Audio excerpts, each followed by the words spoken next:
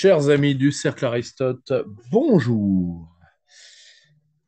Aujourd'hui, je vous présente et je vous propose de découvrir notre camarade Nicolas, que certains d'entre vous connaissent parce que vous entendez sa voix lors des GE, et qu'il nous vient comme un auteur, cette fois-ci, ou l'auteur de cet ouvrage, Découplage et désenclavement géopolitique de la Suisse au XXIe siècle, qui est évidemment disponible dans la boutique. Vous avez le lien en dessous qui est disponible chez votre libraire si vous le voulez. Il suffit que celui-ci et Internet étant son ami, nous envoie un petit mail. Hein, il sait quoi faire. Ne laissez pas votre libraire être une feignasse. Voilà. Donc, c'est un ouvrage que je suis très heureux d'avoir publié. Premièrement, parce que, comme vous le savez, faire découvrir de jeunes auteurs, c'est un peu mon dada, ce qui m'avait valu à une époque, dans mes équipes, un surnom en hommage à Antoine de Caunes, qui est le fameux Raoul Bitambois, découvreur de talent, pour ceux qui se rappellent du fameux sketch de Caunes sur le découvreur de talent. Et nous avons, outre ce plaisir-là, ce que j'ai aimé avec cet ouvrage, c'est que c'est un vrai manuel de souveraineté, c'est-à-dire, grosso modo, comment on s'interroge sur la souveraineté d'un pays. Donc, c'est un véritable exercice, en plus de nous renseigner sur un voisin discret, mais pas dénué d'influence, qu'est notre voisin suisse. Je sais que c'est un modèle qui fascine une partie des nationaux. Et je donnais un exemple récent. Là, hier, Charles Gave était sur CNews face à un Pascal Pro médusé parce que Charles Gave a fait un crime de lèse-macronisme.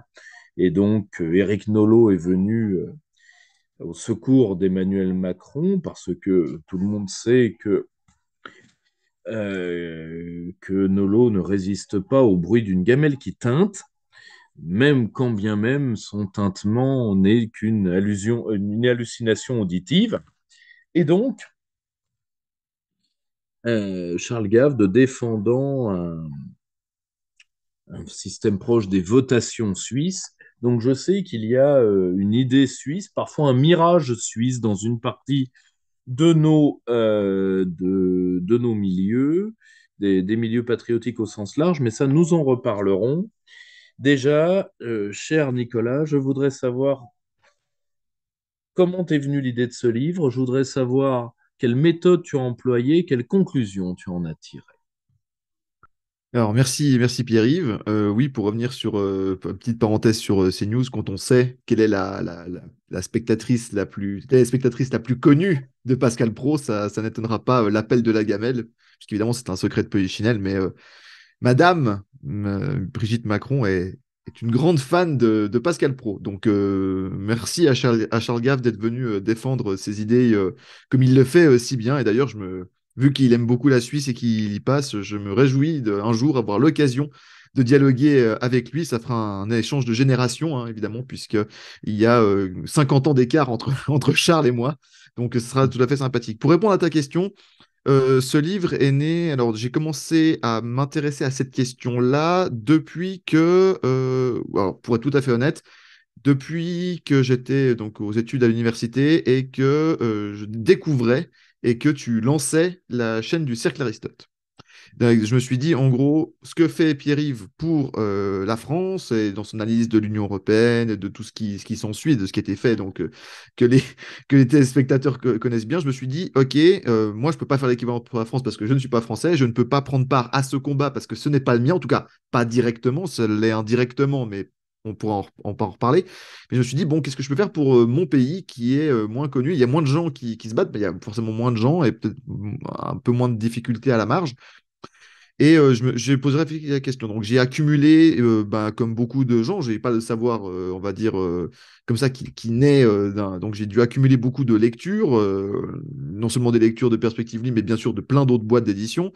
J'ai dû accumuler des formations, des diplômes, des vidéos, des entretiens. Et c'est en discutant, en retrouvant un vieil ami, hein, le professeur Bernard Wicht, qu'on connaît bien ici sur cette chaîne, C'est en discutant avec lui à l'occasion d'une interview, j'étais allé l'interviewer pour un média alternatif à propos de la guerre en Ukraine.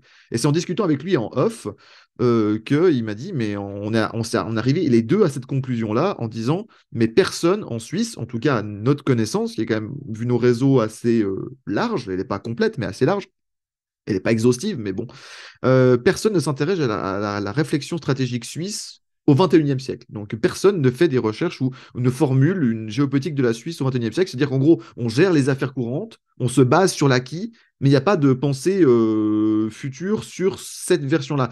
Pour vous dire plus clairement, parce que peut-être que les Français ne comprennent pas ça, parce que les Français ont une tradition évidemment d'une école géopolitique très riche, variée, qui peut être soit traîtresse, soit patriote, mais il y a une école, il y a des formations. En Suisse, ça n'existe pas. Il faut bien comprendre, les seules bases de formation qu'il peut y avoir, c'est au sein des corps armés, au niveau des écoles d'officiers, où il y a des bribes, en tout cas tactiques, de réflexion, mais il n'y a pas d'école doctorale, par exemple, universitaire, sur cette question-là. Ça n'existe pas.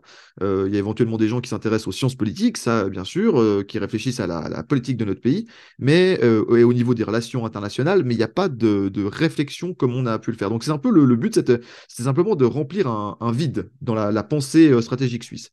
Et donc, le professeur Benarvich m'a dit, moi, je vous encadre pour ce travail. Donc, évidemment, puisqu'avec sa grande expérience et les nombreux livres qu'il a fait, il a dit, j'encadre ce travail. Et il m'a dit, ben, let's go, allez-y. Et mais vraiment, on a lancé des pierres comme ça. Et je me suis mis, j'ai fait un an de recherche, ce qui est à la fois beaucoup pour un livre, mais en même temps, ben, peu, parce que ben, c'est pas l'équivalent d'une recherche doctorale, hein. Mais j'ai fait un an de recherche. Et donc, je t'ai proposé ce livre parce que en tant que membre du Cercle Aristote, c'était ma première idée. Et ben voilà comment le projet est né, donc avec le parrainage, on va dire, du professeur Bernard Wich, que nous saluons bien sûr ici, qui est Bien sûr, un- notre camarade Anne Bernard. Et donc, si tu veux, et ce qui est très drôle, tu vois, c'est que, si tu veux, je vois quand même euh, il faut voir l'aspect méthode dans cet ouvrage, parce que tu as des entretiens avec des gens qu'on ne connaît pas ici, qui sont alors, donc des spécialistes suisses de certaines questions. je peux en parler si tu veux décrire la méthode, parce que Vas-y, c'est vas-y. un point très fort. Donc en fait, la méthode, c'était simple, c'était que de dire, OK, on a plusieurs sujets à couvrir et je ne suis pas omniscient. J'ai des connaissances élargies, j'ai une bonne culture générale, mais je ne suis pas omniscient, donc je vais aller voir des spécialistes de mon pays. J'ai même été en Suisse allemande, voilà, parce que comme vous le savez, il y a plusieurs langues nationales en Suisse, donc il n'y a pas que des francophones, hein, il y a aussi quelques germanophones, ce qui est tout à fait intéressant comme point de vue. Et donc j'ai été voir des spécialistes, donc soit des professeurs d'université, soit des directeurs d'institutions, soit des gens qui travaillent directement pour l'État en tant qu'analystes, par exemple, soit des chefs d'entreprise ou des chercheurs. Et j'ai été leur poser des questions dans leur domaine de spécialité pour un peu faire le point. Parce que quand on propose une analyse, la première chose, c'est d'avoir la bonne grille de lecture. Parce que, comme Pierre-Yves, tu le dis toujours, si on pose pas le bon diagnostic, on peut pas proposer le bon remède. Et donc la première partie du livre, en tout cas pour les gens qui s'intéressent à savoir ce que c'est vraiment la Suisse actuelle, donc dans les années 2020, bah, toute la première partie du livre est pour vous, puisqu'il est riche d'une douzaine d'entretiens sur des thématiques différentes. On y parle du modèle agricole, dont on avait déjà parlé dans le numéro 29 de Perspectives libres, souveraineté alimentaire, avec mon excellent ami Martin Pidou, qui est un professeur dans une école, haute école d'agriculture suisse, donc il forme des ingénieurs agronomes lui directement, et à côté, il est agriculteur. Et on a plein de personnages comme ça qui parcourent le livre. Sur les questions économiques, on a mon ami, l'excellente journaliste économique Mireille Zaki, qui s'était fait connaître pour le livre sur UBS au moment de la crise de 2008. Donc des très très bons ouvrages. Elle connaît la place financière, notamment genevoise et suisse, comme personne. Donc de nouveau, c'est des infos qu'on trouve pas ailleurs. Et je voulais utiliser justement mon réseau et mon expérience de journaliste, d'animateur, d'intervieweur, de mec qui va faire des reportages pour avoir la meilleure analyse la plus précise et la plus exhaustive possible. Alors, j'ai pas pu couvrir tous les sujets, mais comme tu as dit, les Pierre-Yves, le but, c'était vraiment. Et ils sont répartis en trois grandes catégories, ça, je peux vous le dire. Il y a une première partie, on va dire, sur les ressources et le territoire. Donc, en gros, l'état de la population suisse, l'état de son économie, de son secteur agricole, etc. Ensuite, il y a l'état de ses relations internationales avec les autres pays. Donc, on parle de les relations avec les États-Unis, on parle des relations avec l'OTAN et l'Union européenne, on parle des relations avec la Chine, bien entendu, également, pour faire contrepoids. Et donc, en essayant d'aller voir les meilleurs spécialistes de ces questions-là, en tout cas qui existent sur notre territoire. Donc, je parle ici de la Suisse. Et la dernière partie, c'est une question qu'on oublie souvent et que j'ai voulu mettre dedans. Une thématique, c'est la thématique culturelle. Parce que on parle beaucoup, souvent, voilà, des ressources, des entreprises, des relations diplomatiques. On oublie souvent la partie culturelle, et notamment dans un pays comme la Suisse, qui n'est pas un gros producteur de culture comme l'est la France, hein, qui n'a pas d'exception culturelle suisse. Mais par contre, comme c'est un pays qui a nous sommes un pays qui a une profondeur pacifique dans la population, c'est par ces moyens-là que nous fabriquons des échanges et que nous fabriquons un certain nombre d'alliances. Il y a pas que, évidemment, le secteur économique et financier est très important, mais la partie culturelle l'est tout autant. Et on sous-estime beaucoup ça. Et donc, j'ai voulu voilà, un peu parler d'audiovisuel, qui est le média, en tout cas principal au XXIe siècle. Là, on en a un très bon exemple ici au siècle Aristote, puisqu'une grande partie des idées passe par le visionnage des conférences, des interviews, des grands entretiens qu'on fait tous les deux. Et également, bah voilà, tout ça. Donc ça, c'est toute la première période, partie. Donc ceux qui veulent apprendre et savoir un peu ce que c'est dans la profondeur la Suisse moderne, vous ne serez pas déçus, puisqu'il y a plus de 200 pages d'entretien. Hein. Vous voyez, une douzaine d'entretiens, Ouais, ouais, un non, coup non, un coup si tu veux, de 15 pages par interview. Voilà, on arrive ça. je veux dire, Et donc, tu vois, moi, c'est ce qui m'a, le premier truc qui m'a plu comme éditeur dans ce livre, c'est que si tu veux, tu sais que l'une des spécialités éditoriales du Cercle, c'est soit, parce que comme on produit énormément de données, on a le double effet des gens qui produisent des données. Donc, soit on fait s'effondrer des idées que les gens ont dans la tête, qui sont des idées toutes faites. Tu sais, c'est ce passage, ce qui ne veut pas dire que certains préjugés ne sont pas vrais. Hein. Tu te rappelles de Ulysse face au Cyclope. Voilà. Qui t'a crevé l'œil? Personne. Donc, il faut se méfier de tout, y compris de se méfier de certains préjugés. Le problème, c'est que parfois, il y a des préjugés malsains. Je vois l'un de ceux dont je suis le plus fier, c'est d'avoir contribué à dégonfler certaines baudruches, dont la baudruche Orban. Et il y a des idées, si tu veux, et il y a des idées, c'est le deuxième effet quand tu produis des données, que tu recrées de nouvelles idées auxquelles les gens n'auraient pas pensé. Et ça, c'est le grand avantage de la première partie de ton livre, c'est qu'il y a des tas de choses qu'on ne s'imagine pas sur la Suisse, qu'on ne s'imagine pas sur la Suisse d'un point de vue agricole, sur la Suisse d'un point de vue énergétique, sur la Suisse d'un point de vue stratégique. Il y a des tas de choses qu'on ne voit pas parce que on a des idées toutes faites sur ce qu'on aimerait savoir de la Suisse, tu vois, le système politique sur lequel on a des idées sans trop en savoir, tu vois, une Suisse qui est, disons, qui serait dominée par une partie de son secteur financier, etc. Il y a des tas de choses qui sont les idées de Monsieur Tout-le-Monde. Et l'avantage, c'est que là, on a une vraie base de travail. C'est-à-dire, la Suisse au XXIe siècle, c'est quoi? Bah, si tu veux, c'est une nation qui essaye de pas, comment dire, de pas être avalée dans le magma européen bon an, mal an. Même s'il y a des gens en Suisse qui le veulent. Bon, ça, alors ça, c'est pas ce qui manque. Hein. Malheureusement, on l'a vu d'ailleurs aux dernières élections, c'est pas ce qui manque non plus. Mais voilà. Et si tu veux, mais néanmoins, et moi, c'est d'ailleurs ce que je t'avais dit, rappelle-toi, quand tu m'as présenté ce livre, moi, je voulais faire, comme éditeur, je voulais faire comprendre quelque chose en publiant cet ouvrage. Je voulais faire comprendre le pourquoi, parce qu'il y a deux visions du modèle, il y a trois visions du modèle suisse, dans les grandes lignes. Il y a les gens pour qui le modèle suisse, c'est quelque chose d'exotique.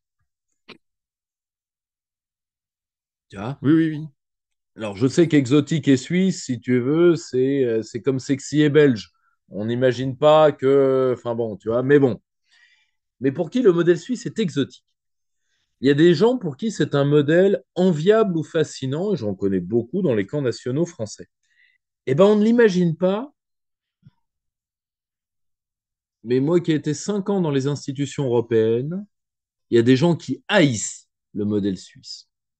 Et moi, j'ai vu particulièrement des délégations allemandes, une haine de la Suisse non rentrée dans les institutions, qui d'ailleurs m'a surpris parce que c'était une haine quand elle s'autorisait à s'exprimer, qui était du niveau de la haine que je connaissais le mieux, qui était mon pain quotidien quand j'étais à Bruxelles, qui est la haine anti-russe. Mais ça, on en parle à midi, le matin, le soir, la nuit, si tu veux. C'est le pain quotidien, quoi. Moi, je n'ai jamais passé une journée de travail en 5 ans où on m'ait pas dit que les Russes avaient fait quelque chose. Tu vois. Bon, c'en est délirant.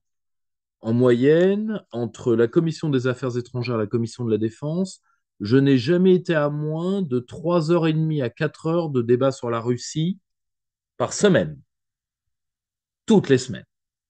Tu vois. Donc bon, ça à la rigueur, bon. Mais par contre, quand on s'autorisait à parler de la Suisse, ce qui arrivait dans les grandes lignes 2 à 3 fois par an, C'est ça, ouais. et là, c'est open bar. Principalement, alors c'est très drôle, je n'ai jamais entendu à Bruxelles d'attaque anti-suisse, ni des Italiens, si on prend les voisins immédiats de la Suisse, hein, Mhm. ni des Italiens, ni des Français. Non, qui sont des peuples amis. D'ailleurs, je tiens à le Voilà. dire, hein, c'est pour ça que moi, j'ai beaucoup travaillé sur l'arc alpin. Les Italiens et les Français, en tout cas, on va dire la bonne partie des Français, sont des peuples amis avec lesquels on a des intérêts en commun. Il n'y a pas que des intérêts en commun, mais il y a des intérêts en commun et c'est des pays qui, comme ils sont matraqués par l'Allemagne et l'Union européenne. Le problème, c'est que c'est des pays en effondrement, c'est une zone de déstabilisation directement à nos frontières. Et Hum, ça se voit dans certains cantons, notamment le Tessin, qui est le canton italophone, hum, où en fait le coût du travail est le plus bas en Suisse, alors que c'est un canton riche à la base, mais c'est devenu un canton pauvre à cause de la main-d'œuvre italienne, qui fuit la misère dans le nord de l'Italie, qui vient, parce qu'il faut vous rappeler, hein, le canton du Tessin, il est à moins d'1 heure de voiture de Milan, hein, qui est quand hum. même le plus grand centre économique de l'Italie. Donc il y a autant de personnes autour de la frontière qu'à l'intérieur que nombre d'italophones en Suisse, voire même plus. Donc, imaginez sur le coût du travail. Et pour les Français, c'est pareil, hein. Il y a plusieurs cent, je veux dire, on avait fait l'estimation, il y a dans la région Rhône-Alpes, il y a autant de gens qui travaillent en Suisse romande qu'en France. Hum. C'est délirant. Enfin, Oui, pour la France, c'est absolument délirant. c'est pas grand-chose. Parce que, bon, bah, population de 70 millions d'habitants, des territoires partout, des possibilités, voilà, un grand centre économique à Paris, on connaît. Pour la Suisse romande, je rappelle, pour les gens qui ne situent pas, quand même, la Suisse, c'est environ 9 millions d'habitants, sachant qu'il y a un tiers de population étrangère. Donc, c'est à peu près 6 millions de natifs, de gens comme moi, voilà, qui sont nés ou alors qui sont naturalisés. Et la Suisse romande, donc la Suisse romande, c'est un quart de la Suisse. Donc, bonhomme allant, un peu plus de 2 millions de personnes. Donc, en gros, on met l'entièreté de la Suisse romande, de ma région, dans Paris intramuros.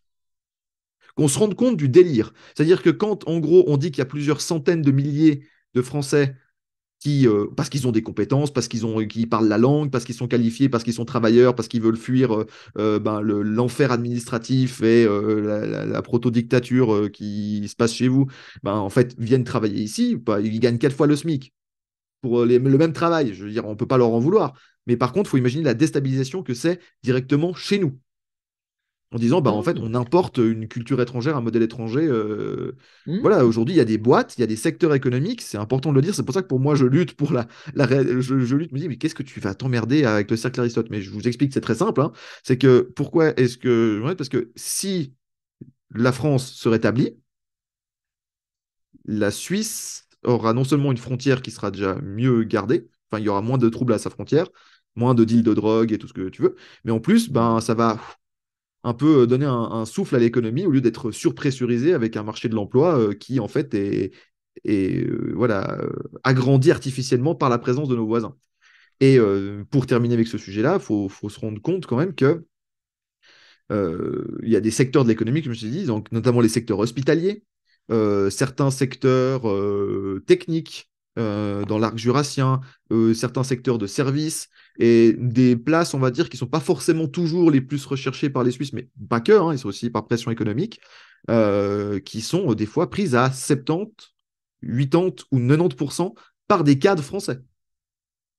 Et donc, en Hmm. plus, bah, l'effet qui se coule, c'est que chez vous, bah, ça fait une perte de gens qui sont formés chez vous, diplômés chez Oui, vous. bien sûr, Et oui. puis, ça vous fait une perte sèche parce qu'ils viennent bosser chez nous Oui, pour un oui, meilleur non, mais salaire. si tu veux, si tu veux, c'est une perte pour tout le monde, sachant que en plus, si tu veux, ça pose tout le problème des emplois des frontaliers.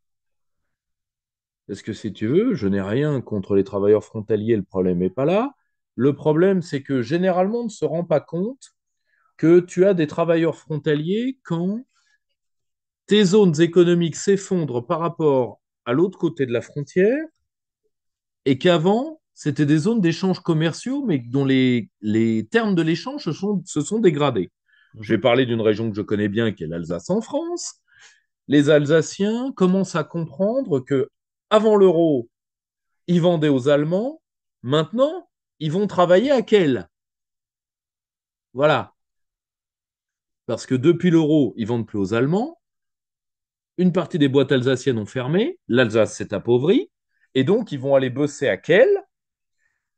Ou de toute façon, outre le fait, sincèrement, pour y être allé, où tu te sens vraiment pas le bienvenu, eh bien, le problème, c'est que tu es, comment dire, tu es en tiers-mondisation. Or, le problème, c'est on passe exactement le même problème avec la frontière suisse. Avant, c'était une frontière d'échange relativement équilibrée. Maintenant, c'est une frontière avec des travailleurs frontaliers, avec tous les problèmes que posent les frontaliers. C'est-à-dire problème de délinquance pour nos amis suisses, parce qu'il y a un vrai problème de pression, particulièrement, ça va jusqu'aux bandes armées de Lyon qui vont faire mumuse le week-end en Suisse. Oui. Hein, ça va jusque-là. Et beaucoup des gens du Caucase, des gens des Balkans, Ah un bah peu des oui, gens bah, d'Afrique, si tu veux, un peu des gens d'Afrique du Nord, mais moins. nos racailles ont du talent. Et de l'autre côté, et de l'autre côté, on ne le voit pas, mais le fait que beaucoup de travailleurs frontaliers ont un statut fiscal particulier, alors qu'ils ont les mêmes droits d'équipement collectif que les travailleurs français natifs, alors qu'objectivement, ils sont une partie de perte sèche pour notre économie. Donc à la fin, si tu veux, la France n'y gagne pas, la Suisse n'y gagne pas, sans nécessairement que tout le monde y perde, personne n'y gagne. Donc, donc, si tu veux, je comprends tout à fait ton optique. Mais surtout, il y a, euh, tu vois, ce qu'on ne voit pas, c'est qu'il y a quelque chose, et je comprends, moi, la fascination qu'il y a pour la Suisse. Parce qu'il y a quelque chose chez les Suisses. Et je le dis d'autant plus que moi, c'est un peuple avec lequel j'ai peu travaillé. Moi, je le dis, j'ai beaucoup travaillé avec les Britanniques. J'ai... Mais de ce que j'ai vu de la Suisse, j'y ai vu quelque chose. Alors, il y a une différence, c'est que les Suisses sont plus revendicatifs que les Britanniques là-dedans. C'est que ce sont deux peuples qui essayent d'exister dans des temps où plus personne veut exister. Particulièrement en Europe. Il n'y a pas que les Français qui veulent disparaître. Hein. Il faut parler aux Italiens. C'est dramatique. Toute l'Europe du Nord. Il faut parler à l'Europe du Nord. Il faut parler aux Espagnols, qui sont des polytraumatisés de l'histoire en plus. Or, si tu veux, tu as une volonté, comment dire, d'exister, que les Anglais ont, comment dire, comment je vais dire ça? Les Anglais ont ça de manière naturelle, c'est-à-dire qu'ils t'en parlent jamais. Ils font, tu vois, ils t'en parlent jamais. Tu vois, tu vois, si tu veux, euh, tu vois, quand, tu vois, quand Boris Johnson dit Global Britain, personne n'a ri. Parce que pour les Anglais, à quelques exceptions près, il est normal que l'Angleterre veuille exister au XXIe siècle. Tu dirais la France pour le monde, enfin, si tu veux, Zemmour le fera pas, Bardella le fera pas, enfin, si tu veux, même ce qu'il y a théoriquement de plus nationaliste en France n'osera jamais un thème comme celui-là. Jamais. Or, si tu veux, alors que, tu vois, la Suisse, elle veut exister, alors souvent, quand on croise des Suisses politisés, ce qui est drôle, c'est que ils t'en parlent assez facilement. Tu vois, nous, on avait eu une conférence de Dominique Motte sur le système de votation, etc. Mhm. Et si tu veux, mais c'était le cas aussi du Suisse chéri du camp national français qui était Fressinger. C'est que, si tu veux, c'est très drôle, c'est que il y a un côté revendicatif. C'est-à-dire, dès que tu avais une conversation avec ces mecs-là, tout de suite, ils essayaient de te vendre le modèle suisse. C'est-à-dire que, si tu veux, ils se deviennent des VRP du modèle suisse. C'est pas du tout une critique, hein, c'est une observation, tu vois. Alors que les Anglais, jamais. Tu vois, ils essayent pas de te vendre un modèle anglais. Tu vois, c'est très, très drôle. Tu Alors, vois, moi, ce qui est mais c'est marrant, pas c'est du que tout une critique, hein. non, non, mais ce qui est marrant, c'est que ce que tu dis, c'est que des fois, moi, avec une vision interne, ce que je remarque, c'est que même si j'aime bien ce côté-là, des fois, le problème, c'est qu'il est assez mal vendu.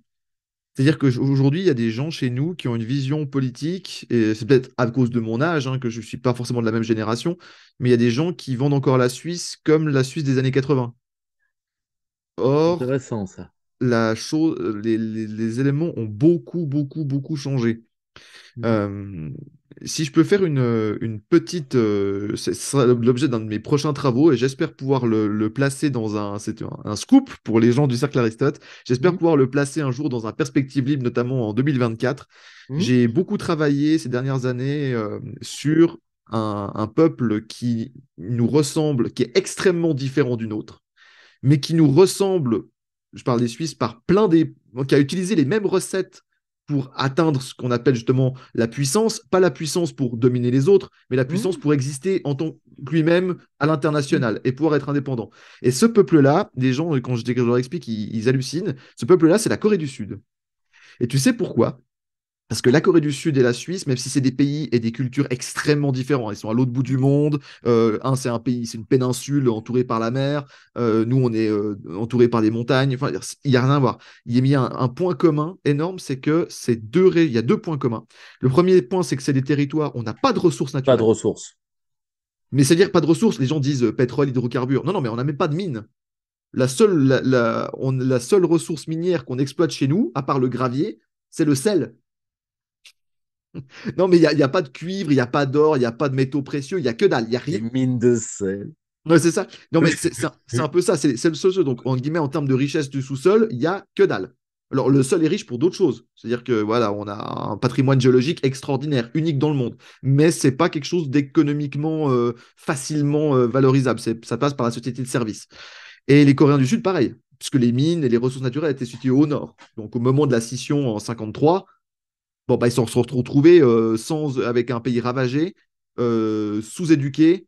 Et, voilà. Et ce qu'on oublie souvent, parce que tout le monde connaît le modèle coréen, donc là, depuis la remise sur pied dans les années 60, puis l'explosion dans les années 80, 90, et aujourd'hui ce qu'on connaît, c'est-à-dire un des pays les plus innovants du monde et les plus puissants technologiquement du monde, qui a des problèmes par ailleurs, mais on connaît ça. Ce que les gens ne savent pas, parce qu'aujourd'hui ça paraît tellement loin, ce que les gens ne savent pas, c'est que la Suisse, au 19e siècle, à l'époque justement, non pas de l'explosion économique de l'Asie, comme on le voit maintenant, donc, dont la Corée du Sud fait partie, mais l'explosion économique de l'Europe, donc au 19e siècle, avec l'Empire français, donc de Napoléon III, le début du Reich allemand, le début de l'Italie comme État-nation telle qu'elle existe. Donc cette période-là, il faut savoir qu'en 1848, le printemps des peuples, c'était pas uniquement pour les grandes nations, c'était aussi pour la Suisse. Et la Suisse moderne date de 1848, la constitution telle qu'on la connaît aujourd'hui et qui a été amendée de nombreuses fois via des différentes votations.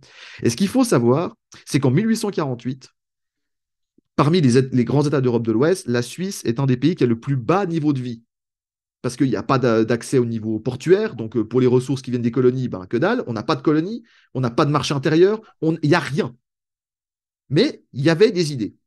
Et on a dit, bon, on est un marché, il y a des idées, il y a un certain nombre de savoirs manufacturiers. Et le modèle de développement, les outils, les méthodes qui ont été utilisées pour le développement suisse au 19e siècle, qui a fait la Suisse du 20e siècle telle qu'on la connaît, c'est-à-dire riche, innovante, prospère, indépendante, neutre, tout ce que tu veux, sont peu de choses près, en tout cas ce que j'ai pu analyser dans mon article, à peu de choses près les mêmes outils qui ont été utilisés par la Corée du Sud. Et c'est très simple, ils ont dit on va investir sur deux éléments centraux, l'éducation. On va avoir un peuple d'ingénieurs, d'ouvriers qualifiés, pas d'ouvriers entre guillemets du bleu de travail, c'est des ouvriers qualifiés qui font de l'innovation, qui participent à la vie de l'entreprise, à la richesse. Quelque part, un peu à la façon, même si c'est pas la même chose au niveau économique, mais un peu à la façon de ce que voulait faire De Gaulle avec la participation. C'est-à-dire d'avoir un ouvrier de PME qui est partie prenante, qui est formé au sein de l'entreprise, qui monte au sein de l'entreprise et qui devient, au bout de 10, 15, 20 ans, un cadre salarié qui peut, à terme, pourquoi pas même reprendre la boîte quand le patron actuel décide de vendre et de partir au soleil ou que sais-je. Donc, il y a un peu cette vision-là. Et le deuxième élément dans lequel on a énormément investi, c'est les infrastructures. En disant, nous, avec le chemin de fer, les infrastructures, je parle surtout du chemin de fer, il n'y a pas que ça, hein, mais surtout le chemin, il y a les hautes écoles, il y a tout ce que tu veux, mais le chemin de fer, pourquoi? Parce qu'on voyait le chemin de fer qui était. En fait, ce qui est marrant, c'est qu'aujourd'hui, la Suisse est le pays dans le monde où les gens prennent le plus le train, même devant les Japonais. C'est un délire. Au niveau de l'utilisation du train, c'est le pays du train. En tout cas, dans les pays occidentaux, parce qu'évidemment, les Japonais sont très forts là-dedans, les Coréens du Sud aussi, avec leur train à grande vitesse. Mais le pays du train, c'est la Suisse en Europe occidentale. Les chiffres sont incroyables. Je sais genre 10 fois plus qu'en France, en termes de kilomètres par habitant par année. Et pourquoi est-ce qu'on a. Et alors qu'on était à la traîne au 19e siècle, on était à la traîne et on a rattrapé ça en disant on va être le pays qui va faire la liaison entre le nord et le sud de l'Europe. Et ça va nous ramener une rente stratégique. Parce que du coup, au lieu de passer par la mer, et le canal de Suez et tous ces endroits-là comme ça, en fait, et de faire le tour de l'Europe par Gibraltar et compagnie pour rejoindre les ports, on s'est dit, bon, on va faire comment est-ce qu'on fait pour rejoindre les ports italiens des ports du nord de l'Europe, Rotterdam, etc., Hambourg, on va avoir un réseau, on va créer ces tunnels et ces passages qui vont faire. Et ça a amené une rente stratégique. Pourquoi? Parce que, et je terminerai mon propos là-dessus, avant ta prochaine question, on oublie souvent, c'est que faire des lignes de train, des tunnels, enfin, faut voir, la graphie de la Suisse, c'est genre, il y a pas de zone de plat. La seule zone de plat qui existe en Suisse, c'est le bord des lacs. C'est la route qui est au bord du lac. C'est une bande de 4 mètres carrés. Même quand on est sur ce qu'on appelle le plateau, c'est un très mauvais nom parce que c'est rempli de collines. C'est comme la Normandie, le plateau suisse. Voilà, qu'on situe un peu. Donc la partie la plus plate du pays, c'est comme l'arrière-pays normand. Donc c'est pas vraiment plat. Et puis alors le reste du pays, je Non, ne c'est parle pas même pas. vraiment plat. Non, le reste du pays, je ne vous parle même pas. C'est des sommets à 3000, des sommets à 4000, voilà, pour les plus élevés, etc. Donc, quand on fait des lignes de train ou des autoroutes ou des routes de contournement, on développe un nombre de savoir-faire au niveau ingénierie qui n'est pas simplement de poser des rails sur le sol. Il faut faire des viaducs, il faut faire des tunnels, il y a de la science des explosions, il y a toutes ces constructions au niveau ascenseur, au niveau chantier, au niveau. Et donc, toutes ces boîtes périphériques, qui sont donc des sous-traitants, en fait, développent des savoir-faire et des compétences. Et du coup, en 50 ans, on passe d'un des pays qui a le plus bas niveau de vie, qui fait un petit peu de montres, un petit peu d'ateliers, voilà, des ateliers de tissage, mais qui est un peu un sous-traitant de la Grande-Bretagne, parce qu'on était allié avec la Grande-Bretagne, on est un sous-traitant de la Grande-Bretagne à un des pays les plus innovants et avec le plus haut niveau de vie d'Europe. Et en fait, quand on regarde, quand on compare, même si la vitesse n'est pas équivalente, c'est un peu ce qui s'est passé en Corée du Sud. Si tu veux, là, ça va nous permettre, si tu veux, maintenant qu'on a bien vu la méthodologie de la première, on va parler un petit peu des conclusions de la deuxième partie. Parce que, si tu veux, c'est l'avantage, tu vois, d'avoir traité la Suisse à la manière, je te le dis, d'un bon planificateur français. Parce que là, si tu veux, c'est tout à fait un document de plan ce que tu as fait. C'est ça qui est bien. C'est-à-dire, c'est les meilleurs documents qu'on ait jamais fait, c'était les documents du plan. Parce que le plan, Ça, c'était mon amour pour Jacques Sapir. voilà, ça te prenait n'importe quel problème et ça devait te le faire comprendre. C'était le but du jeu. Le plan, c'était fait pour ça, tu vois. Or, oui, Je tiens à dire justement, avant que tu parles, parce que c'est comme toi le spécialiste de cette question-là, je tiens à remercier, même s'ils ne le savent pas, je tiens à remercier deux personnes qui sont proches du cercle. C'est messieurs Philippe Murer et Jacques Sapir qui m'ont permis d'avoir cette vision-là de planification, parce que on n'a pas d'école de plan en Suisse, donc c'est pas quelque chose qui me vient de la Suisse. Là, pour le coup, quelque chose, une école de pensée, une façon de faire que j'ai découvert et que j'essaie humblement, ah modestement, de oui, refaire à mon petit niveau. oui, mais si tu Voilà. veux, ce faisant, tu l'as fait passer parce que nous, on l'a un peu perdu. Donc je remercie Jacques Sapir. Et la mouise dans laquelle on est n'y est pas totalement pour rien. Or, si tu veux, à partir de tous les éléments trouvés, c'est-à-dire grosso modo ce que plus personne fait, tu vois. Si tu veux, comme disait Jean Jaurès, comprendre le réel, aller à l'idéal. Et donc, si tu veux, tu as des conclusions. Donc, c'est ce qui explique le titre de ton livre, donc Tout à découplage fait. et désenclavement. C'est-à-dire, à partir de ce que tu as trouvé, à partir de ce que tu as trouvé, pour toi, quelles sont les grandes lignes du déploiement suisse ou de la pérennité suisse au XXIe siècle?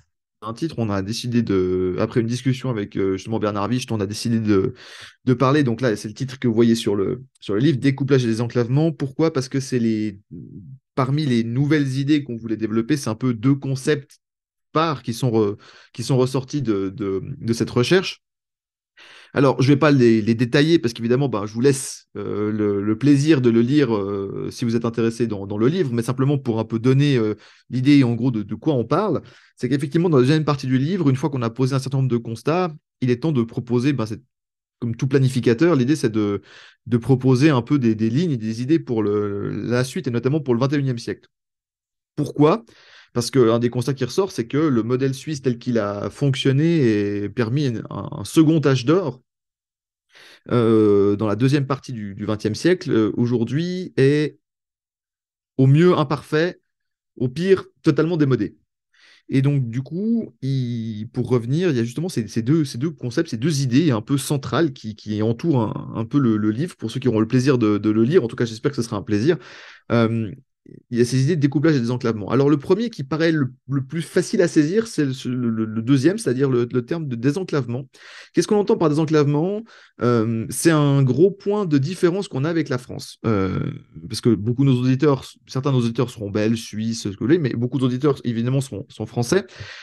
Spectateurs sont français. Ce qu'il faut comprendre, c'est que, contrairement à la France, la Suisse n'a pas de rente, n'est pas présente sur les cinq continents, n'a pas de rente de ces colonies, n'a pas le deuxième espace maritime au monde, n'a pas tous ces éléments, en fait, n'a pas des cartes en main que la France pourrait jouer. Bon, la France ne les joue pas, ça, Pierre-Yves vous l'a expliqué dans de nombreuses vidéos, les raisons pour lesquelles elle ne les joue pas, mais c'est pas la question ici, mais on n'a pas ces cartes-là. Et le problème, c'est que, tu avais parlé avant de l'euro, l'euro est un problème pour la Suisse, et parce que il faut comprendre quelque chose, la Suisse est un pays fortement exportateur. Et exportateur de quoi? Pas de ressources naturelles, mais de ressources transformées, donc de haute, voire de très haute valeur ajoutée. Et nos clients sont des pays qui utilisent des produits à haute valeur ajoutée, notamment les pays d'Europe de l'Ouest. Et donc, le problème, c'est que quand tous tes clients ont une uniformité, il n'y a pas que ça, il y a la Chine et les États-Unis sont aussi des clients, mais les principaux clients de la Suisse, c'est les grands voisins, c'est l'Allemagne, la France, un peu l'Italie, la Grande-Bretagne, ce genre de choses. Le problème, c'est que quand tous tes principaux clients utilisent les mêmes règles juridiques et la même monnaie, tu peux pas faire vraiment jouer la concurrence. En disant, bah, vous voulez pas le vendre en Deutschmark? Bah, très bien, on va aller voir Paris, puis on va le vendre en francs français.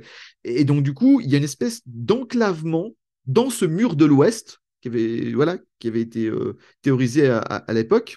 En tout cas, j'avais lu le livre, Le mur de l'Ouest n'est pas encore tombé. Et en fait, il y a une sorte, dans un pays qui veut rester neutre, qui veut rester indépendant, on a été, bon, on l'a vu notamment avec les sanctions contre la Russie, on a été mis de force, tiré par le bras dans ce camp occidental. Pourquoi? Pas parce que la Suisse voulait s'aligner, mais comme la Suisse vit d'abord de ses exportations et de son marché extérieur, ben en fait c'était un pistolet sur la tête, mais avec 6 balles. dedans. C'était pas genre, fallait. Oh, on a peut-être de la chance. Non, non, c'est genre. Et le problème, c'est Ouais, que ce qu'on appelle la comme. roulette belge, 6 balles Ouais, dans le exactement. baril. Et exactement. Et comme il n'y a pas eu de changement d'alliance, puisque la Suisse était suffisamment bien implantée dans le mondialisme occidental, trouvé sa petite niche, sa petite place. Le problème, c'est que ben, elle n'a pas voulu changer. Ce que les élites de mon pays n'ont pas voulu voir, c'est que ça fait un moment que le camp occidental fait les poches à notre pays, notamment les Américains avec la fin du secret bancaire. On dédie un chapitre entier dans le livre à ça. Et ce que la Suisse n'a pas voulu voir, c'est que cet aspect de désenclavement, c'est que maintenant, aujourd'hui, vu l'état du camp occidental, j'aurais pas eu le même discours avant 2008 ou avant l'euro en 2000. Mais maintenant, depuis 20 ans, on a vu ce que ça, plus de 20 ans, on a vu ce que ça a produit.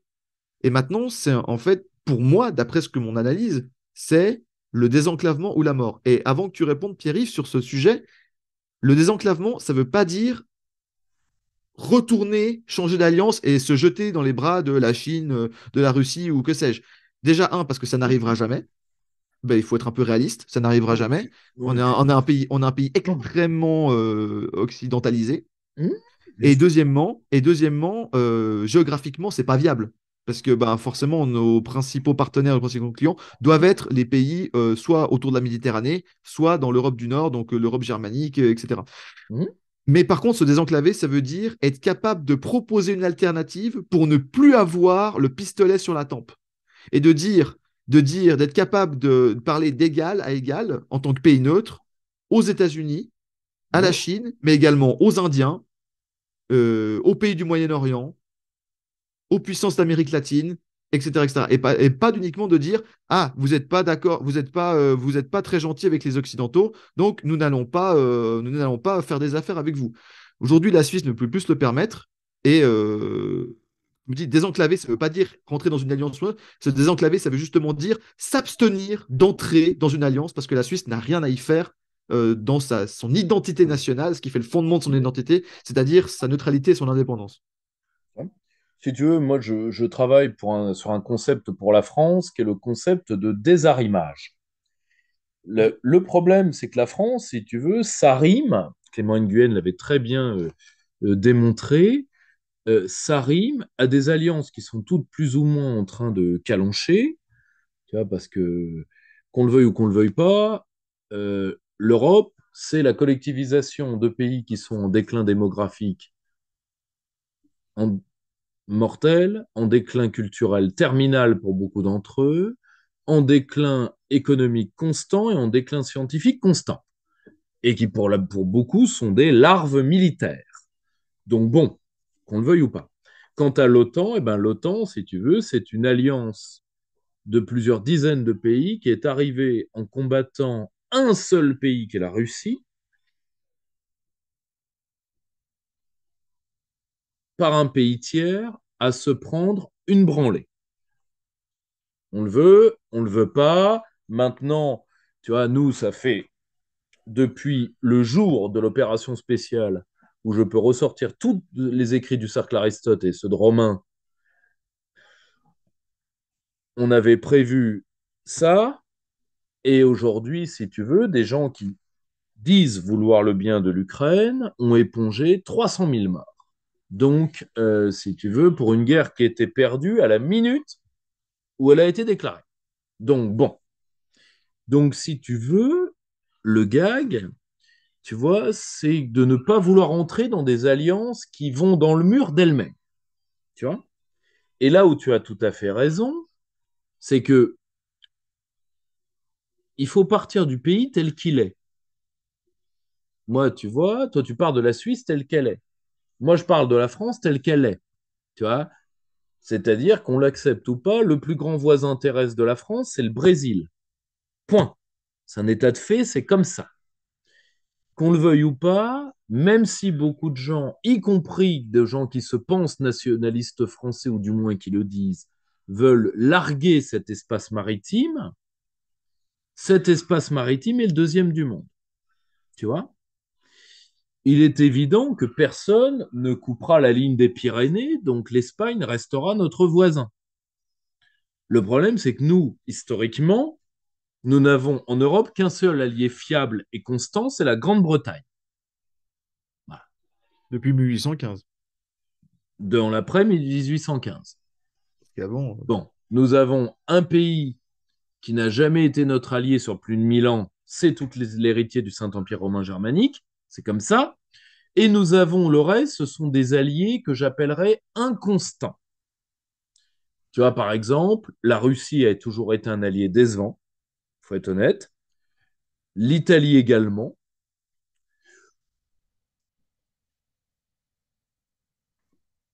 La Suisse n'est pas particulièrement un allié inconstant, disons que pas un c'est allié. pas notre allié des grands jours. Voilà, point. Tu Puis vois. surtout, c'est pas un allié parce que il y a pas il y a pas de raison d'avoir des alliés, en fait. Voilà. Donc, si vous voulez, si tu veux, le problème, c'est que tout le reste, c'est très problématique, tu vois, pour la France. Mais c'est là où tu as tout à fait raison, c'est qu'il faut partir des pays tels qu'ils sont. Objectivement, la France commercera toujours avec la Grande-Bretagne parce que c'est un partenaire fiable. Nous commercerons moins avec l'Allemagne, non pas par idéologie, parce que c'est un partenaire non fiable. Là, tu vois, annonce du jour, nous sommes le 6 décembre. Les Allemands ont fait savoir que comme ils ne tenaient pas d'entreprise française comme Dassault, que Dassault s'auto-avorte dans le SCAF, eh bien, ils faisaient montrer les parts du partenariat qui concernent les Américains. Voilà. Donc, si tu veux, parce que comme les Allemands ne peuvent pas détruire Dassault, non pas par la volonté des Français, hein, et ce serait Zemmour ou Marine Le Pen, ce serait pareil, on donnerait Dassault sans coup férir, mais parce que Dassault veut pas. Autrement dit, Éric Trappier est plus patriote que la totalité de la droite française et de l'extrême droite française, c'est un état de fait.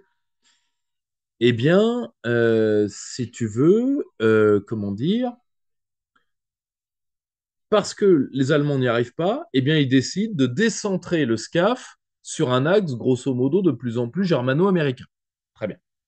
Donc, si tu veux, tu vois, personne ne coupera, tu vois, tu parlais de l'arc alpin, personne n'empêchera la France et l'Italie de commercer après une éventuelle libération de la France. Le problème, c'est que l'Italie a toujours été un allié peu fiable et qui nous a toujours fait des gamins dans le dos, donc ça changera pas pour autant, tu vois. Oui, bon, l'italienne, quoi.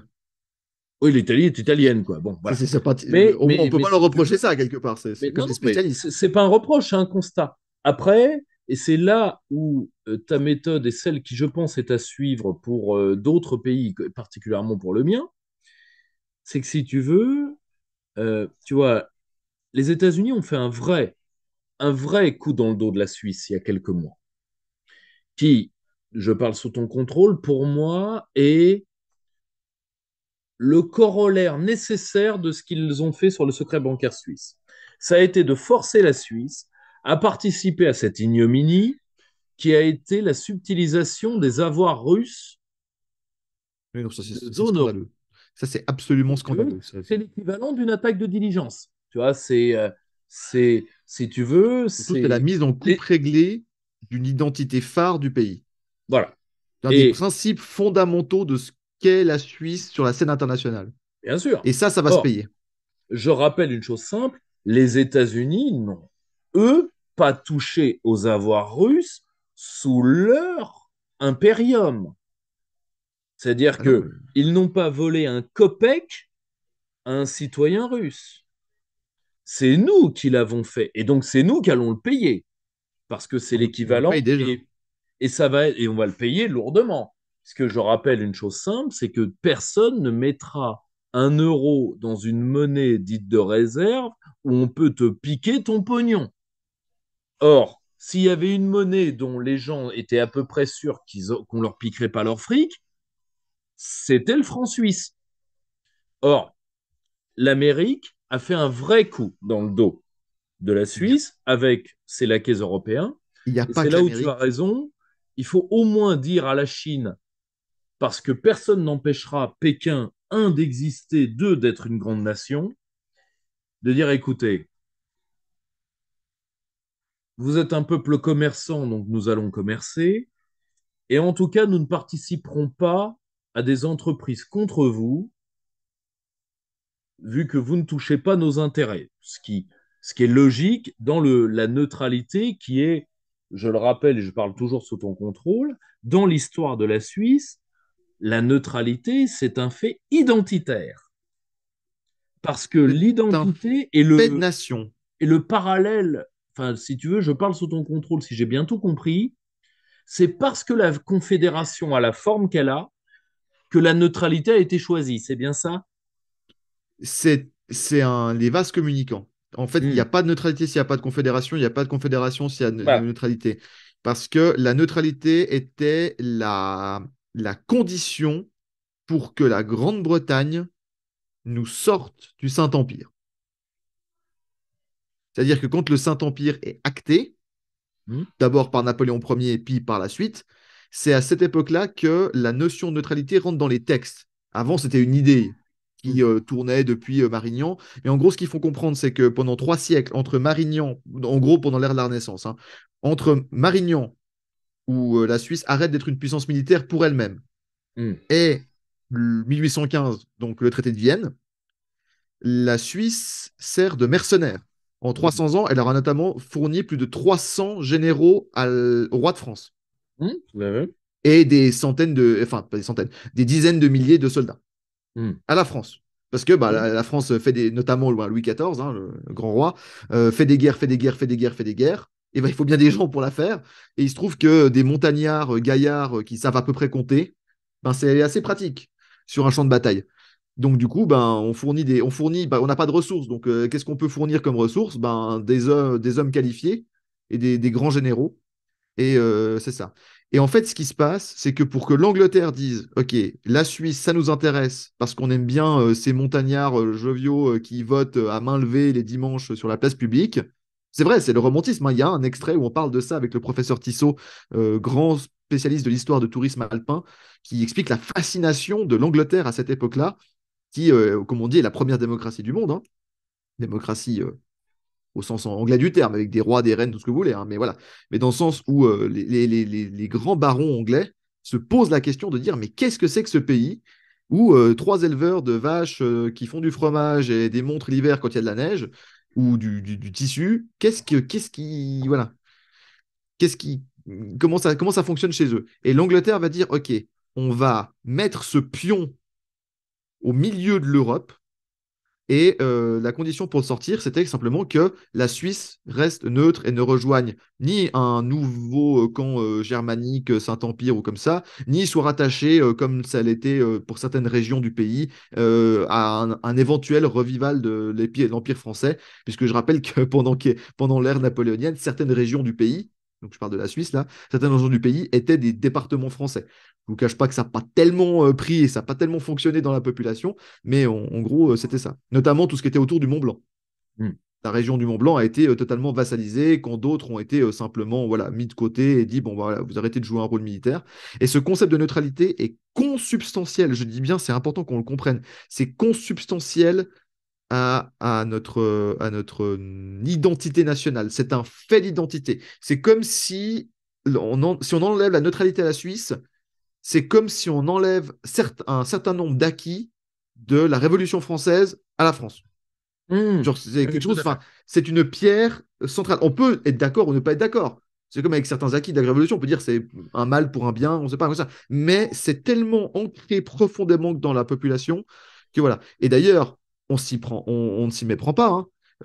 Quand ces événements sont arrivés, il y a eu des élections législatives bah, il y a un peu plus d'un mois là, au moment où on enregistre cette vidéo, il y a voilà, fin octobre, les partis qui étaient pro-européens, qui ont dit la Suisse comme indépendante, machin, que ça, voilà, ça n'a plus rien à faire, on veut être mondialiste, on veut être pro-européen, on veut être pro-Schengen, Davos, tout ce que vous voulez, se sont pris, ont, pas une raclée, mais ont pris un vrai recul. Hmm.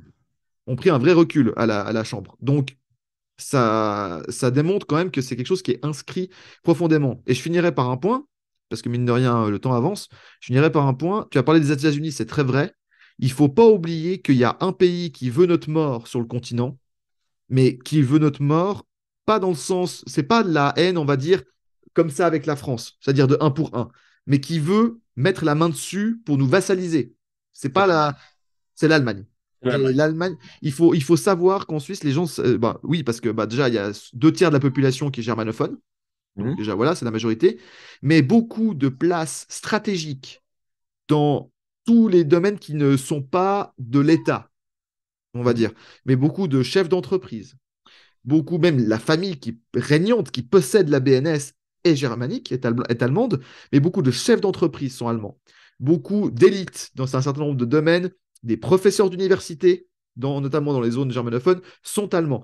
Et ils ont une volonté de prédation qui date de la perte du Saint-Empire romain germanique. Et, Ouais. et d'ailleurs, Ça, je veux dire, je l'ai vu. Je veux dire, Adolphe a voulu mettre la main dessus. Et je tiens à dire ici, parce que c'est important, c'est trop souvent oublié dans l'histoire de France, Mhm. mais c'est grâce au sacrifice des Savoyards et des Jurassiens que la Suisse a pu mettre en place son plan d'anti-encerclement par l'Allemagne nazie, parce qu'il faut rappeler qu'au moment où, en juin 40, je parle de juin 40, hein, juin 40, la France de Pétain cède, mais la France de Pétain cède. Les petits soldats, les maquis, ne suivent pas forcément les ordres du maréchal. Et à ce moment-là, il faut bien comprendre que, vu que le tracé des frontières, si Pétain signe, etc., la Suisse est totalement encerclée. Et Mhm. donc, va pas être prise par les nazis parce qu'ils n'avaient pas les moyens de nous la prendre, mais va être vassalisée parce que ben, toutes nos frontières Mhm. sont, voilà, on n'en peut plus énergétiquement, alimentairement, voilà, on serait totalement sous la coupe de Mussolini et d'Hitler. Donc, il faut bien imaginer ça. Et grâce au sacrifice des gens à l'ouest du pays, donc des Savoyards et des Jurassiens, qui ont continué à se battre dans les maquis et qui ont ralenti la prise de possession des postes frontières et choses par les Allemands. Donc c'est un excellent livre d'Edouard Faletti, hein, L'encerclement de la Suisse en juin 40, que j'ai mis en source du livre, hein, pour ceux qui sont intéressés. C'est un très très grand livre.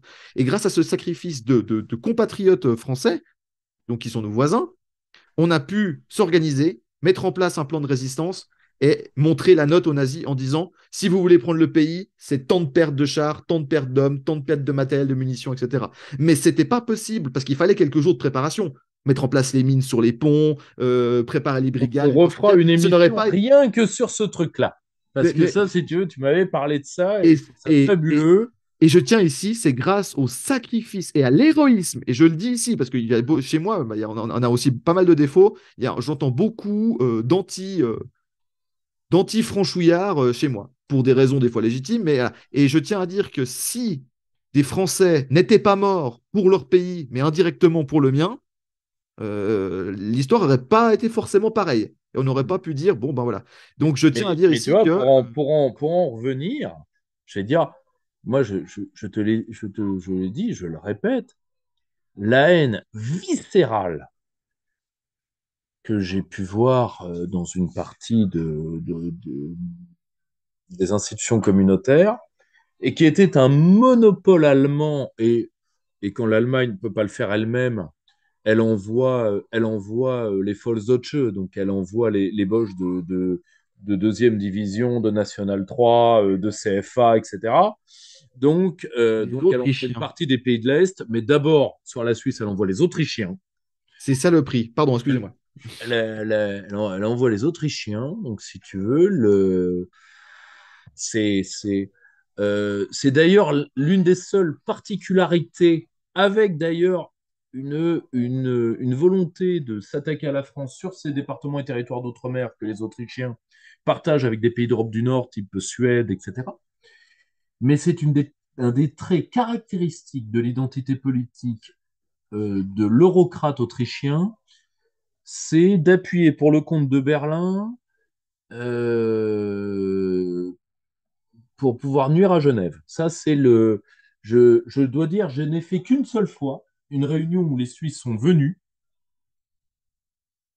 À titre personnel, j'ai eu honte. Cette réunion a été filmée, hein, vous pouvez les voir dans les archives du Parlement européen sur la période. Euh, J'avais honte de la manière dont on leur parlait. Ils ont eu la délicatesse d'ailleurs à un moment de se lever et de partir parce qu'à un moment, point trop n'en faut. Et ça, j'ai remarqué que c'est une grande spécialité de la diplomatie allemande, qui est de faire des réunions qui vrillent, qui tourne à de véritables procès. Et vu que je l'ai vu évidemment de la part des mêmes sur les Serbes, sur les Russes, ils venaient même plus, mais sur les Chinois également. Donc ça, c'est une grande spécialité eurocratique, hein, le tribunal dînatoire. Mais ils Et ont les Suisses le vivaient à intervalles souvent, le plus souvent quand ils n'étaient pas là. Mais une fois, ça s'est fait avec eux, ça s'est mal passé. Mais voilà, je peux témoigner, moi ça m'a énormément surpris. J'imaginais pas. euh, et puis l'avantage de l'eurocrate allemand, c'est que quand il aime pas, ou il aime vraiment pas, et ça se voit. Je Ça, vais dire, ça dégouline, ça se voit. ça se Moi, voit. je pense honnêtement, alors après, je sais que je folâtre un petit peu, ils ont toujours pas digéré 1291. Ils ont Non, ça toujours c'est pas, sûr. ils ont toujours pas Ça digéré c'est sûr. que trois pégus, parce que c'est trois pégus, hein, c'est des tout petits cantons alpins, en gros, c'est trois vallées alpines, hein, autour du lac des Quatre Cantons. Ils ont toujours pas digéré que trois vallées alpines de quelques milliers de personnes à l'époque, au plein milieu du Moyen Âge, euh, tiennent tête aux Habsbourg. Et disent, on reste dans, parce qu'on est catholique, donc on reste dans le Saint-Empire, mais on est une partie du Saint-Empire, on est des vassaux, on n'est pas directement des colonisés des Oui, bien sûr. Habsbourg autrichiens et bavarois. Et ils ont toujours pas, ça fait plus de 700 ans, et ils ont toujours pas digéré que la Suisse, c'est pas une extension de l'Allemagne et de Ouais. l'Autriche. Ah ben, si tu veux, il n'y a pas de raison qu'ils arrêtent de vous embêter. Je te rappelle qu'ils n'ont toujours pas digéré que, si tu veux, je te rappelle que les Grecs sont tombés de leur chaise quand les premiers territoires demandés par l'Allemagne lors de la crise de l'euro comme gage, c'était les îles de villégiature du Kaiser Guillaume, Non, mais c'est-à-dire un territoire qui ne leur a jamais appartenu. Et là, si tu veux, alors les Grecs, c'est les Grecs qui ont retrouvé ça, parce qu'ils ont dit pourquoi vous voulez ces îles-là et pas les autres. Alors, on leur a dit, vous inquiétez pas, les autres, c'est pour après, mais d'abord, on veut celle-là. Et pourquoi vous voulez celle-là particulièrement? Et ce sont les historiens grecs qui ont dit, mais c'est les îles de villégiature ce sont les îles de villégiature du Kaiser. Et là, pour le coup, tu te dis, si tu veux, ils ont un problème mémoriel qui est quand même, quoi qu'on en pense, si tu veux, ça les gratte, quoi. Donc, ils ont, mais tu vois, si tu veux, c'est grâce à ton livre et aussi au plaisir de t'avoir parmi les mêmes que j'ai pu comprendre, comment dire, ce que j'ai vécu pendant des années, parce que Alors, je sais que pour l'eurocratie en elle-même, hein, donc l'eurocratie est intrinsèquement allemande, mais comment je vais te dire ça? Il y a une chose qu'ils ne supporteront jamais de la Suisse, c'est le système des votations. Ça, si tu veux, ils n'ont pas digéré, vu qu'ils en parlent encore, la fameuse votation Minaret, qui nous remet, rappelle-moi, je crois, 10 ans en arrière, oh, quelque chose beaucoup plus, 15. J'étais au lycée à l'époque. à 15 ans en arrière. J'étais au Si- lycée, donc c'était en 2008, 2008, tu as 15 ans en arrière. 2008-2009, quelque chose comme ça. Et, et si tu veux, ça, et le système lui-même des votations, ça, si tu veux, l'eurocratie l'a toujours pris comme une menace existentielle. C'est-à-dire que, et je ne sais pas si beaucoup de Suisses s'en rendent compte, Trop peu. mais la Suisse est vue par Bruxelles Comme du une seul fait menace. de son existence comme une menace. Est-ce C'est-à-dire que un je pays me... qui ne doit pas être vaincu militairement euh, parce que, parce que les Américains n'ont pas dit qu'il fallait bombarder Genève. Donc, euh, donc ça reste un pays fréquentable. Oui, puis Mais par contre, vu... la Suisse doit être, ça je l'ai vu en 5 ans, et d'ailleurs le terme est employé parfois, la Suisse doit être normalisée. Donc si tu veux, je vais dire, et le problème, c'est que quand tu as l'eurocratie, disons, germanomorphe, qui commence à dire le modèle suisse nous pose problème, bah, tu as toujours un eurodéputé allemand ou un haut fonctionnaire allemand pour dire non, non, c'est pas la modèle suisse, c'est la Suisse qui nous pose problème. Parce que si tu veux, et c'est un des pays, il y en a une dizaine hein, comme ça, hein. Il y a la Syrie, l'Iran, la Chine, la Russie, le Venezuela, quand j'y étais, les Philippines. Euh, je te dirais également, La Serbie. euh, comment? La Serbie. La Serbie, bien sûr, la Biélorussie, tu as et la Corée du Nord et la Suisse. Tu vois, ça fait c'est les 10 pays, 11 avec le Brésil, dont j'ai entendu le plus de mal et la plus grande volonté de normalisation. Et je tiens à le dire, je n'ai jamais entendu euh, cette utilisation du terme normalisation. Et pourtant, j'ai croisé ce que l'OTAN a de plus lourd. Je n'ai jamais entendu ça dans la bouche d'un otanien. Ça, c'est un truc qui est typique de l'eurocrate. Voilà. Oui, parce que la normalisation au niveau de l'OTAN est déjà faite. Oui, ce qui est vrai aussi. Donc Mais, l'OTAN n'a pas besoin de le faire parce qu'en fait le travail est déjà fait. Il faut mais c'est savoir que pas la faux. Suisse n'est pas dans l'Union européenne, ne possède pas l'euro, mais est déjà dans deux structures qui l'enclavent concrètement, c'est-à-dire Schengen, la libre Hum, circulation des personnes. Il faut savoir un truc, les postes frontières existent encore. Donc en gros, si on sort de Schengen et qu'il y a la volonté politique, en une semaine ou en 2 semaines, le contrôle aux frontières est rétabli. Donc les hum, postes frontières existent encore. Simplement, ils sont désertés. En gros, ben, on laisse passer, on regarde à gauche. Il y a quelques contrôles qui sont faits à certaines périodes, mais c'est surtout pour lutter contre la délinquance, le deal de drogue, ce genre de choses. hum. Mais le contrôle aux frontières n'est plus fait. Moi, je peux dire, hein, ben, l'autre jour, je suis allé en France. Bon, bah, pas de contrôle, quoi. Je suis passé comme dans du beurre. Donc, mais les postes existent encore. Donc, il y a moyen de les refaire. Ils ne sont pas démantelés comme les pays de l'Union européenne. Où là, les postes n'existent même plus. Il n'y a même plus le bâtiment, quoi, je veux dire. Oui, oui, oui, c'est tout à fait vrai. Mais il faut comprendre aussi quelque chose, c'est que, il faut, dans l'autre sens, c'est que la population suisse, à part dans certains domaines, parce que les personnes qui simplement côtoient les institutions européennes, la population générale, hein, citoyenne suisse, n'est pas consciente de la haine de l'eurocrate pour ce qu'il représente. Et ça, c'est une de mes missions également, c'est de Oui, faire oui, tout à comprendre fait. aux miens, c'est de faire comprendre aux miens à quel point on représente, parce que je ne dirais pas que l'Europe a une cote de sympathie, surtout avec ce qui ont été fait les dernières années. C'est clair que la cote de sympathie des débuts des années 2000, qui pouvait créer, ou des années 90, qui pouvait créer une sorte d'engouement européen, culturel, c'est bien émoussé avec les années. Mais il n'y a pas une cote de désamour. Voilà, Hum. mais par contre, effectivement, les Suisses ne sont pas conscients de la haine Et des si tu Eurocrates. veux, et ça, c'est assez typique de la, comment dire, d'un mode de gouvernement eurocratique. Parce que, si tu veux, l'eurocrate, d'un point de vue anthropologique, c'est l'occidental dégénéré au carré. Tu vois, c'est l'occidental dégénéré au carré. Donc, son premier trait, quand il parle de quelqu'un qu'il n'aime pas, c'est l'hystérie. Tu vois, c'est une hystérie quasiment, comment dire, féminine. Tu vois. Ou prêter, tu vois, si tu veux, mais une hystérie qui est du niveau des traités sur l'hystérie de la fin du 19e siècle, tu vois, des débuts de la psychiatrie. Tu vois, Otto Weininger et tout. et tu vois, si tu veux, c'en est caricatural, tu vois, si tu veux, alors évidemment, le pire exemple, c'est la Russie, puisque bon, moi, je l'ai raconté ailleurs. Moi, on m'a dit qu'on allait nucléariser le détroit du Danube, que des milliers de jeunes Ukrainiens avaient été châtrés, tu vois, coupés, quoi, castrés par l'armée russe, si tu veux, que,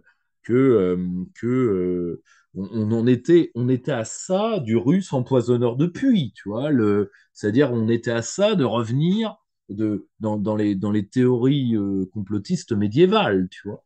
Donc, mais on en est là, tu vois. Donc, si tu veux, j'espère que les Suisses comprendront que ces gens ne leur veulent pas de bien, mais vraiment pas.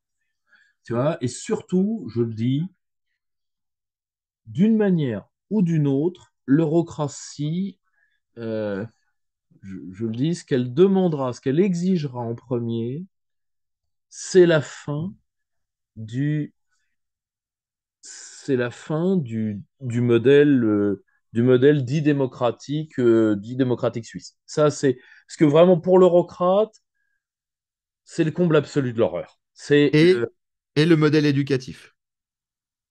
alors Parce ça, que pour le le coup, fait. j'ai moins entendu, mais ça fait partie des choses qu'il faudra que tu traites dans tes prochaines interventions, parce que Mhm. crois-moi, mon petit, c'est les petits cochons ne mangent pas, on n'en a pas fini avec toi. Oui, En et tout d'ailleurs, cas, bah, je remercie, voilà, je remercie les gens qui vont le lire. Je tiens à dire que si la vidéo sera sortie entre-temps, je serai à Paris le 18, et évidemment, ta avec vidéo toutes les. sera sortie, tu seras à Paris au Grand Salon des auteurs, Donc, au 18 les lapins. et surtout, je dis, je remercie et je serai ravi d'échanger avec mes amis français, parisiens qui viendront, les amis du cercle qui viendront au Salon des auteurs. Je serai dédicacer des livres pour ceux qui auront envie, échanger sur ce sujet. Évidemment, bah, Pierre-Yves, dans la bonne humeur, parce que le cercle Aristote, c'est aussi la bonne humeur à l'approche des fêtes.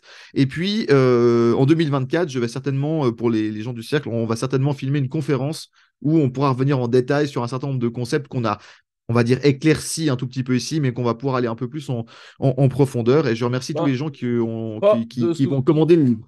Découplage et désenclavement, il est dans la boutique au-dessous de vous, au-dessous de la vidéo. N'hésitez pas, mon camarade Nico, je te dis à très vite.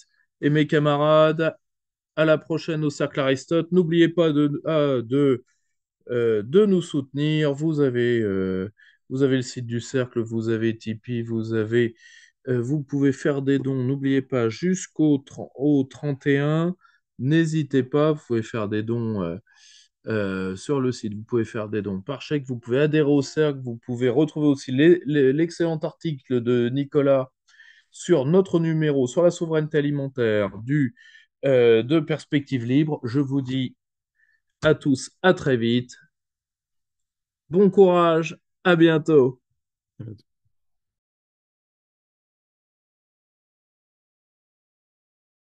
Chers camarades, si tu veux plus de contenu, de réinformation, d'éducation populaire et de formation intellectuelle, n'hésite pas à faire un don sur notre page Tipeee.